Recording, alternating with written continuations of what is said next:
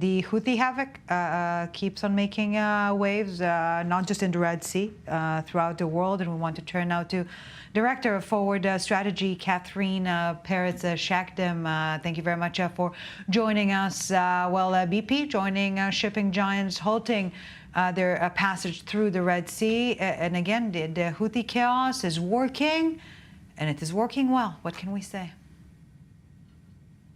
I agree.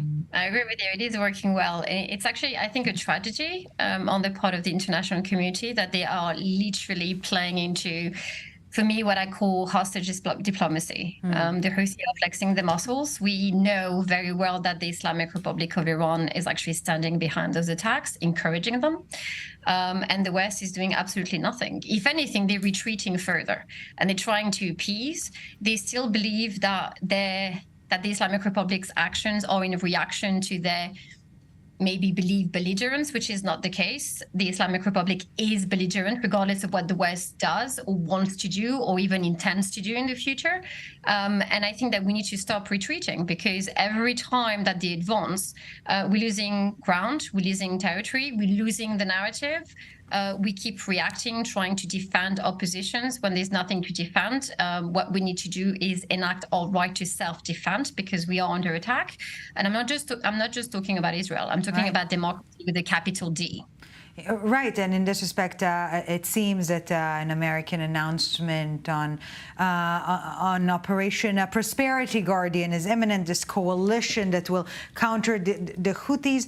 And yet, at the same time, as you were alluding to, there are appears to be some contacts, diplomatic contacts through Oman of the Americans with the Houthis, with elements related to it, to make them stop. And my question to you, Catherine Perez-Shakdam, is what is it the Houthis want or might demand in return, other than, of course, global glory in the Terror Hall of Fame? It's not just this. What we actually essentially giving them is legitimacy. I mean, you have to remember that until not so long ago, the Houthi were proscribed as a terrorist organization by the United States of America. So what the United States of America is actually doing by engaging with the Houthis is actually declaring to the world that they are a worthy party to negotiate with, that they are a valid state actor. And that is, to me, number one, a betrayal of the Yemeni people, who do want to live free and do not want this government or this regime to rule over them, the same way that the Islamic Republic of Iran is ruling over Iranians. But we are retreating in the face of terror. So their demands will be never ending. What they're looking for is to create this grand Islamic caliphate and to force communities across the world, not just across the Middle East, to bow and acquiesce to their demands. So what we're doing is bowing to terror. We shouldn't engage, in my mind. We shouldn't ask Oman or Qatar or anyone else, for that matter, to act as some kind of a middleman between us and terror. Yeah. What the United States of America ought to do, and any other, I would say, responsible party in this, is to act against the only actor that we know to be behind all of this, and this is the Islamic Republic of Iran. It will not stop. We are already at war with this country, but no one wants to face the reality of it. And it will continue until we decide to stop.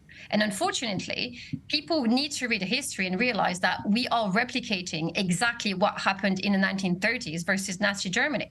The rise of terror is once again at our door, and everybody is trying to negotiate with it, because we're trying to hopefully delay the inevitable, which is war. And war is already here. Israel is already under fire from the enemy, and I'm afraid that Western capitals are next. The proof is there. They are attacking our shipping lanes. They are trying to control vital waterways. What next? What are we willing to do to say enough is enough? What needs to happen for people to realize that we are already at war? They are here in our capitals. They have demonstrated through those pro-Palestinian demonstrations the chaos, the violence that they can unleash in our streets. So what else what are we waiting for? What needs to happen for blood to be drawn? It's already been drawn in Israel. Too many people already. Comfortably numb, comfortably blind. Unfortunately, this seems to be the ruling state of mind at this point in time. Catherine Perez-Shakdam, Director of Forward Strategy, thank you very much for joining us tonight.